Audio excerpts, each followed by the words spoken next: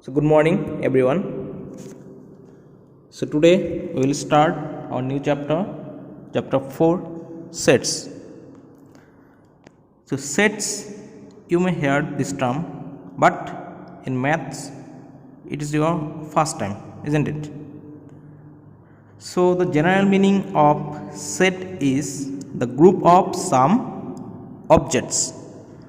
Okay, suppose group of pens, group of pebbles, group of suppose cups, etc. Okay, so in mathematics a set is a collection of well defined and distinct objects. So here we have two terms, well defined and distinct. So well defined mean there is a definite condition, for that the objects belongs to the set, and distinct mean it's not same, that object should be different in the set. Okay, so let's take some example. Suppose set of even numbers less than 10. What are the numbers? 2, 4, 6 and 8. These 4 numbers form a set, or these 4 numbers form a group. Okay, so next another example, if you take set of strong students in the class. So can you form a set with this condition? Definitely not, because here we have given a strong student, so we cannot find, or the strong students can be vary from students to student. Okay, so if I add a condition, suppose student whose weight more than 50 kg in the class, then you have to make a set of the students, strong students. So now can we make a set, make a group of the students? Yes, the students more than 50 kg in the class can be considered as a strong student. Okay, so here we have a well defined conditions to form a set. This 50 kg, this number we have given here a well defined condition. Okay, let's take some example which conditions make a set or which cannot. So set of months in a year, we can make a set, yes, but set of good people in the region of Tangla, can we make a set with this condition? No, that means this good people is not well defined. This condition may be vary from person to person. Yes, you have given the number of days in a week, this is well defined. We have distinct number of days in a week, we can make a set. Yes, so I think you have understood with which condition we can make a set, or with which condition we cannot make a set. Two methods to write the sets. Number 1, roster method, and the number 2 is set builder method. So let us take an example for roster method. A set of first 5 natural numbers. What are the numbers? 1, 2, 3, 4 and 5.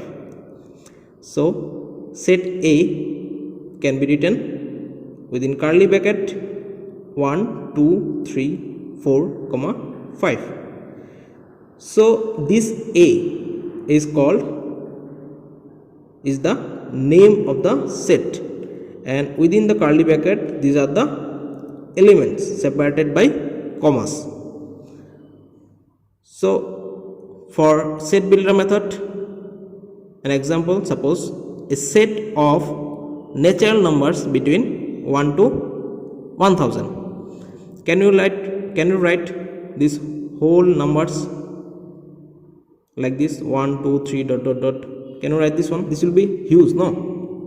So for this we have a conditions. We can write this sets as a condition. Suppose set B equal to, within curly bracket, x such that x is a natural number, comma 1 less than x less than 1000.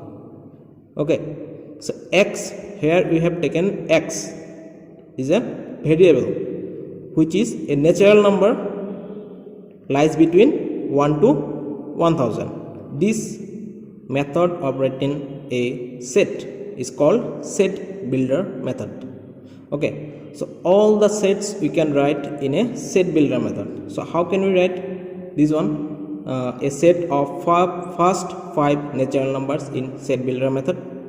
So we can write a equal to curly bracket, within curly bracket, x such that x belongs to n is natural number, comma 1 less than or equal to x less than equal to 5. That means x lies from 1 to 5. Sure? So now we have some properties of sets. Number 1, union of sets. Suppose x is a set contains 1 2 3 4 and 5, and y be a set contains 3 5 7 9. So the union of x and y means all the elements that are either in x or in y, or both in x and y. That means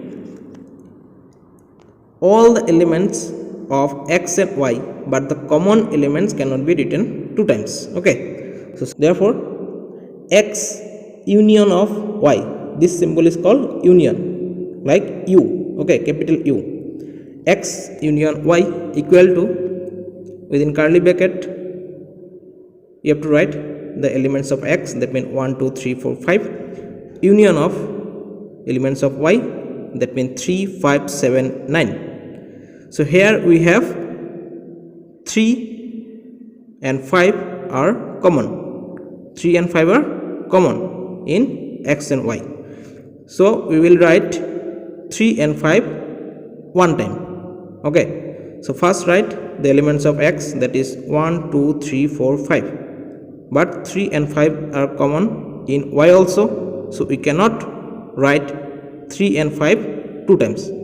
Okay, so we will write the elements of y, that means 7 and 9. So 1 2 3 4 5 7 and 9 is the union of x and y.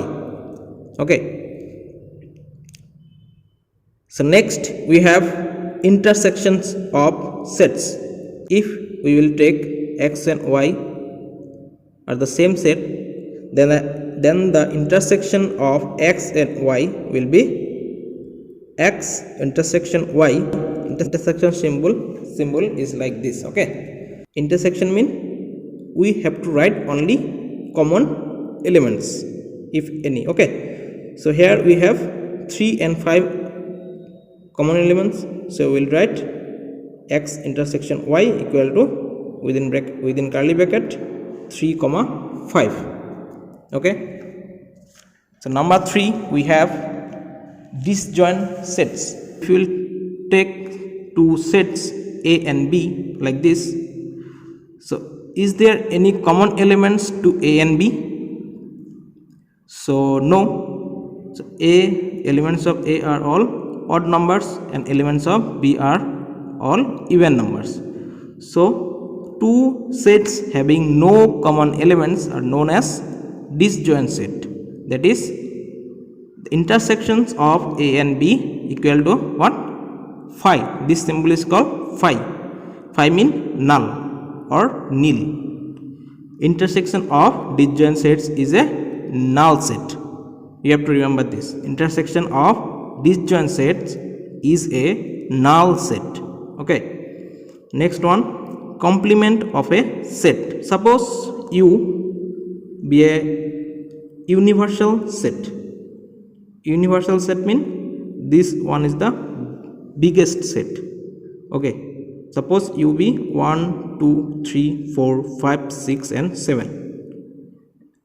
And A be a set contains 1, 2, 3, 4. Then the complement of A, the symbol of complement is A of C or A dash. So complement of A equal to U minus A. The elements which does not contain in the A is called the complement of A. That means U minus A. The elements of U 1, 2, 3, 4, 5, 6, 7 minus the elements of A 1, 2, 3, 4. So you have to minus 1, 2, 3, 4 from this universal set U. The remaining elements are 5, 6 and 7. The A complement is 5, 6 and 7. Okay, understood?